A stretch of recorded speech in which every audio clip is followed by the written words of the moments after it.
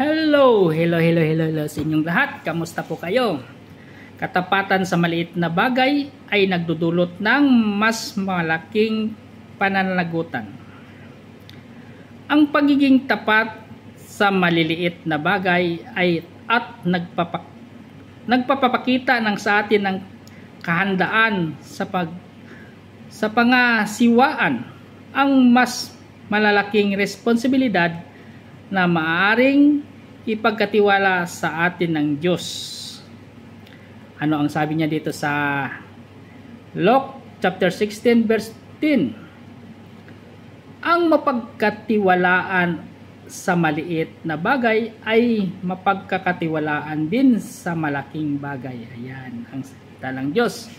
Salamat sa Diyos sa kanyang salita at ingat po lagi at ugaliin natin laging manalangin sa Kanya at magiging tapat sa sarili. Yan ang importante. Shout out sa ating mga followers dyan, mga viewers natin. Shout out sa inyong lahat. Ingat po lagi. God bless us all.